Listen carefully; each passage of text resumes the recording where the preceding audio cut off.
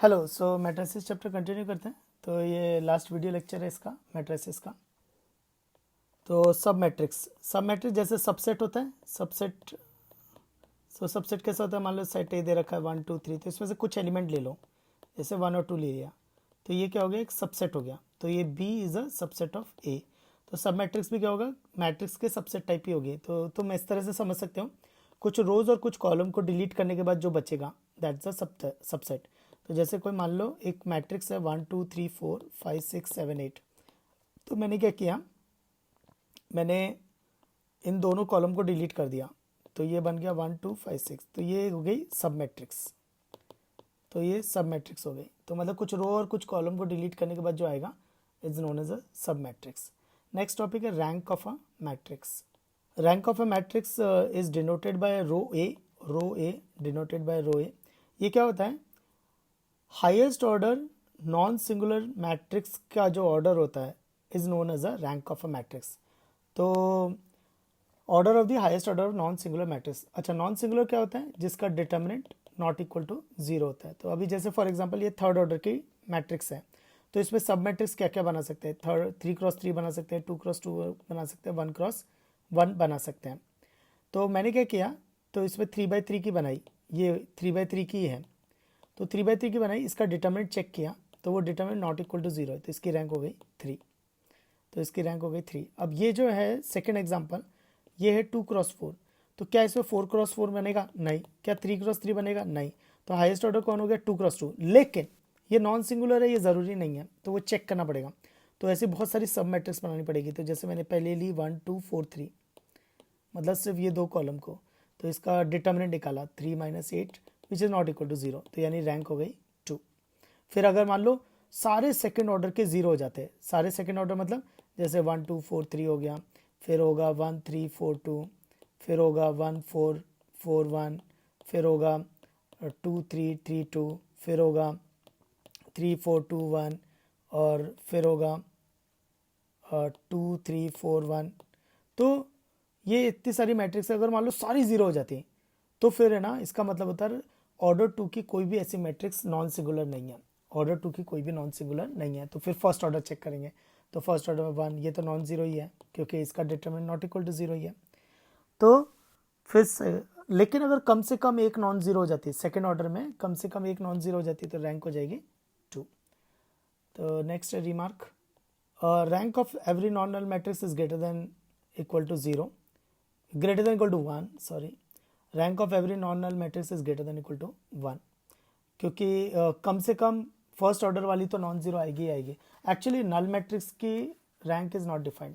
तो null matrix में rank नहीं, क्योंकि नल मैट्रिक्स में क्या होगा, ऑल एलिमेंट्स आर जीरो। तो फिर फर्स्ट ऑर्डर की लूँगा वो भी जीरो, सेकंड ऑर्डर की लूँगा वो भी जीरो, थर्ड ऑर्डर की कोई सी भी ऑर्डर की लूँगा तो उसका डिटरमिनेंट जीरो ही आएगा। तो नल मैट्रिक्स का रैंक इज़ नॉट डिफाइंड। और अगर नॉन नल मैट्रिक्स है तो कम से कम एक एलिमेंट नॉन जीरो होगा, तो फर्स्ट ऑर्डर की तो फर्स्ट ऑर्डर का determinant not equal to zero आएगा। तो मतलब रैंक हमेशा 1 के बराबर या 1 से बड़ी आएगी। Next identity matrix. Identity matrix का डिटरमिनेंट होता है 1। तो nth ऑर्डर की अगर डिटरमिनेंट होगी, उस nth ऑर्डर की अगर आइडेंटिटी मैट्रिक्स है तो उसका डिटरमिनेंट 1 है, which is not equal to zero. तो यानी रैंक कितना हो जाएगा उसका, वही ऑर्डर हो जाएगा, तो nth ऑर्डर का ही मैट्रिक्स हो जाएगा। नेक्स्ट टॉपिक है conjugate of a matrix. Conjugate of a matrix, conjugate of matrix को डिनोट करते हैं ए बार। ये इसका मतलब क्या है, आयोटा की जगह माइनस आयोटा रख दो। तो जैसे for example 1 + 2 iota 1 - iota upon 2 - 3 iota 1 + iota है, तो बस आयोटा की जगह माइनस आयोटा रख दो। तो ये कोई मैट्रिक्स ए है, तो आयोटा की जगह माइनस आयोटा रख दो, तो जो आएगा उसको कॉन्जुगेट बोलते हैं। तो जैसे 1 - 2 iota, 1 + iota, 2 + 3 iota and 1 - iota. Next है transpose of conjugate of the matrix. Transpose conjugate of matrix. तो ये क्या कर रहा है, पहले कॉन्जुगेट लेगा फिर ट्रांसपोज लेगा। तो कॉन्जुगेट, तो पहले कॉन्जुगेट लेगा, मतलब आयोटा की जगह माइनस आयोटा, आयोटा की जगह माइनस आयोटा, और फिर ट्रांसपोज लेगा। ट्रांसपोज में क्या होता है, रो को कॉलम में लिख दो, तो उसको बोलते हैं transpose conjugate of matrix. And this is denoted as A theta और ए स्टार। ए स्टार या ए थीटा, ये सब है ना कॉम्प्लेक्स मैट्रिक्स के लिए चल रहा है। तो अब तक हम जो पढ़ रहे थे वो रियल मैट्रिक्स था, तो अभी ये जो पढ़ रहे हैं वो है कॉम्प्लेक्स मैट्रिक्स के लिए। तो बस ए बार का जो ट्रांसपोज होगा ये उसी की बात कर रहा है, तो उसको ए थीटा या ए स्टार से डिनोट करते हैं।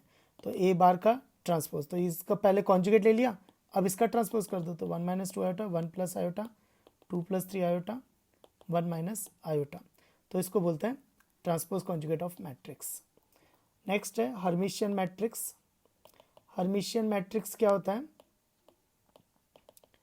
A is equal to A theta is a Hermitian matrix. So Hermitian matrix, तो इसको चेक कैसे करते हैं? A is equal to A theta. A theta कौन है? कॉन्जुगेट लेने के बाद ट्रांसपोज। अच्छा, नहीं तो इसका basic definition A I J is equal to A I J bar, यानी conjugate elements are conjugate to each other.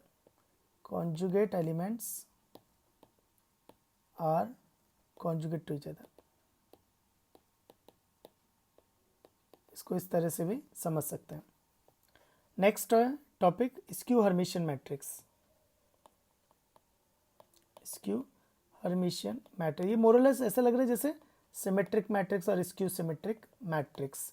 तो skew Hermitian matrix A equal to minus A theta, तो यानी A I J is equal to minus A J I bar. तो conjugate elements are additive inverse of each other.